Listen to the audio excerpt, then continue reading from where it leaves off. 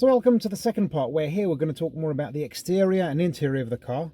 We'll leave the driving for another video.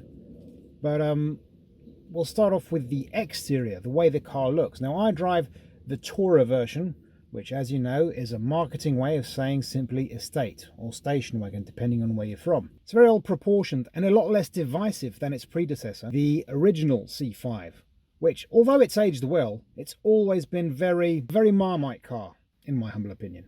This also marks a massive shift in Citroen's design style, design language, whatever you want to call it.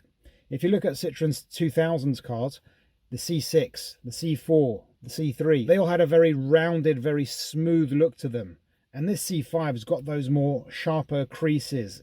It looks more German. Now, this is not by accident. If you've watched the previous video, you might have seen how this car was marketed as German when it was launched. And if you did the exercise of taking away the Citroen badge and putting German badges on it, you might see that when you put a Volkswagen badge on, it sort of does look like the modern Passat, at least in my humble opinion. Feel free to disagree. We can disagree. If we do it nicely, there's no problem. But I like this car a lot. I like the saloon version, but I definitely prefer the estate. In fact, it was the very first estate that I looked at and said, that looks better than the saloon. Back when I liked saloons more than estates, today it's the other way around, but I digress. I love the way the lamps wrap around the back. That looks gorgeous. I love the flared wheel arches. I love the whole general poise and stance of the car. A lot more meaner looking. I definitely give top marks to the designer, which is a Croatian chap whose name I will not butcher. Let me put it up here. And I thank the viewer who commented and gave me that name, because it didn't come up in any of my research. So yeah, thanks Croatia for that. Now, as for the interior, perhaps I wouldn't say elephant in the room, but definitely the thing that most grabbed people's attention when this car came out was the center steering wheel hub. Now, most Citroen quirks, as they call them, weren't actually quirks just for the sake of being weird. They always had a practical purpose, and this is no exception. For those of you familiar with Citroen interiors of the 70s, you might remember how the CX had these little satellite modules here with buttons on them. They were called lunule, and the idea was you had these buttons always at your fingertips. This is sort of the same thing, but with the buttons brought forward in front of the steering wheel instead of behind it. And the advantages of this are twofold. First, the airbag's always in the same place, but I think more convincingly, these buttons are always where you expect them to be. Even if you twist the steering wheel around like it is now, I'm not going to be groping looking for, I don't know, the cruise control controls somewhere, because they're always going to be facing the way I expect them to. And I think that's brilliant. I think that's very clever. Now, motoring journalists complain there were too many buttons on the steering wheel, but of course they're wrong. What do you expect from people who grope dashboards for a living? On this side, you've got cruise control buttons with the added extra of the night panel thing. Basically, it turns off all the dashboard lights at night except for the speedometer. The phone, that's the phone there. Also, the horn is one button on either side, which is actually very handy. On this side is all the infotainment buttons. Not very hard to grasp. Then you've got some extra multifunction buttons up here. They're actually not that cool, but we'll get to that in due time. So yeah, the center steering wheel hub, I think it's a lovely thing to have in a car, and I've gotten used to it, but Citroen abandoned it rather quickly, which is a bit of a shame. The rest of the cabin is much more conventional, but it's still very lovely. I really like that accent there. You can see in these little fake aluminium bits, they really brighten up the interior. If you get a higher spec, you can see a bit down here, the ashtray, that's also like fake aluminium, but in higher spec cars with hydropneumatic suspension, that's actually piano black. The center console, look, that strip is for air conditioning and such. And below is the radio, again, self-explanatory. And then you've got some assorted functions on either side. This is to lock the doors, this is to turn off your telepathy, and this is to turn off the rear parking sensors. Though why you want to do that is beyond me. You want to crash into something on purpose, which is odd. You've got some other assorted buttons behind the steering wheel on either side. You can't see them while you're driving, which is, yeah, that's not good ergonomics. And you've got some blanked out switches here, and that's because this is a poverty spec car. And why does that matter? Because of the cubby spaces. I'm going to jump to that. This car's cubby areas are actually, they're okay, they're rather good, but they only exist because this is such a lowly spec car. This one here, this is great. This can swallow up a full-sized modern smartphone, and it will close. That's very handy. This only exists because I don't have that big color screen here. I've just got this multi-function display, which, to be very honest, I do prefer. And then here below, if I open that, you can see this wonderful little cubby space where I can put my wallet or whatever. That's very, very handy, this little shelf here. That only exists because I don't have the fancy sat-nav system which came down all the way down to here. So this would have no way of opening. And then there's another place here on the left, which is one of those secret cubbies. It also doubles as a fuse box cover. Of course, if you're in right-hand drive, then you get the fuse on the passenger side, which means you get no glove box. But yeah, that only exists. That cubby hole only exists because I don't have that programmable air conditioning thing. Basically, if you have it, you can wake up in the morning and you get to the car and it'll be toasty because you've programmed the car to, let's say, at 7 AM to start heating the car. You get there at 7:30, it's all nice and toasty, you can go to work. I don't have that. So these three cubby spaces only exist because this is such an ill-equipped car. So what do you get? You get, for example, this ashtray, which of course you can put coins and stuff and, I don't know, odds and ends like sweet wrappers or used parking receipts, something like that. But then you've got this cubby hole here, and that also can have coins and sweet wrappers and odds and ends. So, why? Now, I thought it was a bit silly. Then a couple of months back, I did a video on my old dumb phone, or feature phone, as they're more politically correctly called, and this fits perfectly in here. So maybe it's because of that. Who knows? And then there are the door pockets. Now, they're really odd because, well, they're capacious enough and they're lined with felt. You probably can't see that, which means that objects you put in there won't be making noises as they roll around while you drive. But some of the higher spec cars had some sort of illumination that was hidden behind a ridge here. But that makes getting into the door pocket actually rather awkward. Let me demonstrate. Now, I'm not going to exaggerate for effect, but let's imagine I am driving along and I want to go for my sunglasses. That was a bit too much of a faff for something so simple. Now, the glove box is actually rather good because it's deep and capacious, but it's a bit far. Probably the best thing is it's got the air conditioning thing that lets air come in. That's very handy. That means you can keep things chilled in there. And it's got illumination, and it's got an auxiliary entry as well. And then we get to perhaps the most perplexing part of the car. It's here in the centre cubby. It's not the centre cubby itself. That's fine. That's nice and capacious. You can take a lot of your crap in there.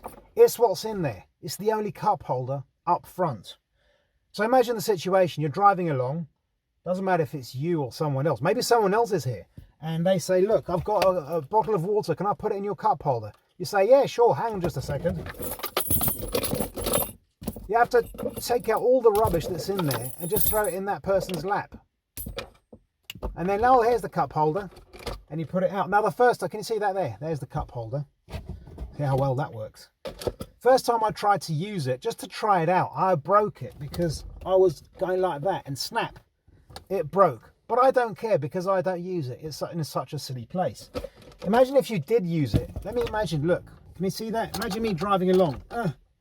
And this is next to you. And then trying to get to the bottle of water. It's ridiculous. It really doesn't make any sense. I can only guess someone at Citroen either made a bet, lost a bet. I don't know. That's a silly idea. In fact, it's a bit of a joke in Citroen C5 X7 owners circles. Hashtag don't mention the cup holder. Because it's that silly. But yeah. That's not a deal breaker because many inventive minds have found a way around this and have actually come up with some pretty nifty solutions. I've also mentioned how this is a smidge above poverty spec. Now, even the most poverty spec cars get things like air conditioning, cruise control, automatic lights, automatic wipers, heated folding rear view mirrors, one touch electric windows all around, central locking, you know, that all those mod cons.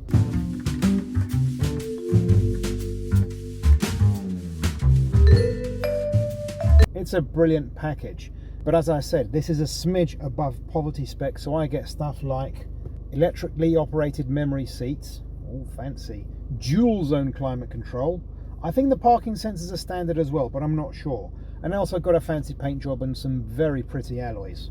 So that's pretty generous. Good on you, Citroen. Good value. The instrument binnacle is also very nice in this car. You've got vents that are actually incorporated, that are part of the binnacle, so it makes it feel very driver oriented. And then you've got the actual dials. The needles are on the outside, which is not only aesthetically pleasing, but it also frees up the inside for these displays. On the left, we've got oops, let me focus again.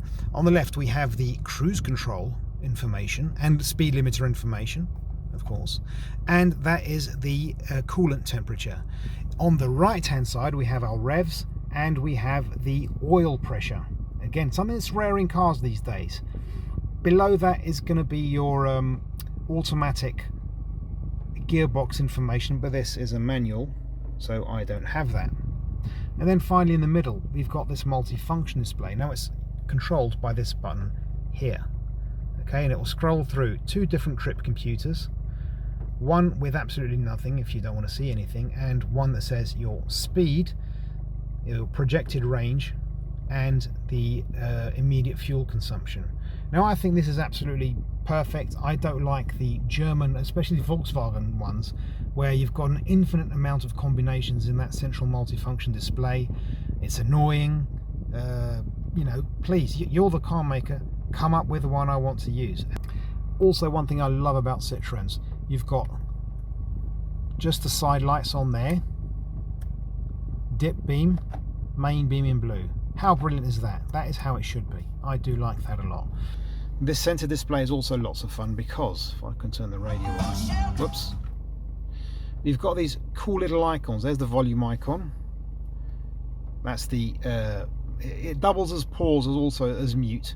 And then if I scroll through, each different source has their own funky little icon. I love that. I think that's brilliant. And to be very honest with you, I prefer this to an overblown colour display, but that's me. Another thing I like a lot is the key. Now, I think I've actually done an entire video on that, seeing how pricey it was to replace one of these things, and I've actually got this silicone key cover that actually doesn't fit very well. But the key is a work of art in my humble opinion, because it's compact, it looks good, and it's nice and practical. Instead of those stupid keys like you get on Minis or Teslas, which are ridiculously overcomplicated, this is nice, this is simple, this is attractive, this is perfect. I like keys. Keys are an interesting part of a car. If there's anything I don't like in this car, it's these swivel wheels. They're very annoying because they're way too finicky to use while on the move. See if I can demonstrate. Sorry, Jack. But yeah, if I want to just scroll through, hang on just a second. That scrolls through, but sometimes it's very easy, especially if you're on the move. It's easy to jump 2 or 3 ahead. I don't like that. There's also something else. Can you see that? It has a menu there, but it's not labeled. There's another menu, but if I press that, that's a completely different menu. That's that menu there. So it's got 2 menus, one of which is not labeled. And the interesting thing is, if I start moving, that menu disappears while moving. So it can be very confusing. It took me a long time to find this menu, and I actually thought something was wrong with the car. We haven't even mentioned perhaps the most important part of this car, obviously being a Citroen, and that's the comfort. Now, it's an absolutely wonderful car in terms of comfort. That's probably its strongest point, you know, much more than sportiness. But I will speak more about the comfort while driving when I'm actually driving the car. For the time being, let me just tell you how wonderful these lovely seats are. Even though they're partial leather, I'm not partial to leather at all. But either way, there's still wonderful places to be, wonderful places to sit. They're very well designed. They're very nice. They're even nice to look at. They're nice and thick. The front seats have got just that right balance of bolstering, you know, like a race seat, so you feel slightly hugged, but it also allows you to move around without feeling like you're being constricted. Furthermore, they're adjustable in all sorts of ways, which I never had in a car before. In fact, I don't even know how to adjust it probably half the time. But yeah, it's just an absolutely fantastic in terms of design. Look at the space. Look at me here in the back. I can cross my legs. I can go around. Look me. I'm 6 feet tall, by the way, or 185 centimeters, and I'm absolutely fine in the back here. I would not mind doing a long journey here in the back. And my kids are absolutely fine as well. They do like the space. It's also got this armrest here with some storage, which is hard to see, and cup holders. proper cup holders here, not like the terrible one in the front. Of course, this being a Tourer, perhaps most important part, of course, is the boot. Well, at least in relation to the saloon. Apologies for it being an absolutely filthy pigsty in there. I haven't had time to vacuum it, but this boot is brilliant. It's cavernous, 505 litres. Granted, there are boots that are larger, but this is good for 99% of people's needs. It's got these lovely little side pockets, which are I've found to be very handy indeed as well. It's got these shopping hooks, which are brilliant. It's got this, which I had never seen before. I thought it was only on Skodas. How about that? A little torch that goes into the side. Endlessly useful. On this side you've got a 12-volt socket, which has made me actually consider buying one of those little hoovers you can have for cars. Absolutely great. Oh yeah, beneath here you can see there's the spare wheel and some gubbins. And Citroen remembered to put this here. Hang on a sec. This hook. So that means you can, you know, get out the spare wheel and all its gubbins without having to bother with this cover trying to keep it in place. Also, when I bought the car, the only thing that was wrong with it was the pipe that fed the water to the rear windscreen washer was completely broken, so I had to replace that, as was the wiring to the high level brake light up there. So that was replaced as well, and it's got this absolutely beautiful solution of, you know, gaffer tape. It looks factory, doesn't it? It's absolutely wonderful. With the seats folded down, then you can see there's just an amazing amount of space. As I said, I'm about 6 feet tall and I fit here actually rather well. These are tumble seats, by the way. I think that's how they call them. The bottom part of the seat tumbles forward and then the rest folds down, and you've got this huge load area that's completely flat. And the advantage of this is these seats can fold deeper into the car. That means you've got a higher load area, and it's absolutely fabulous. This is just so practical. I've moved entire beds and cupboards in here. It's been absolutely amazing in terms of its practicality. Cannot fault it at all. There are larger cars, but honestly I'd feel a bit silly buying such a large car if you're not going to use it for most of the time. This will do everything. I could sleep here.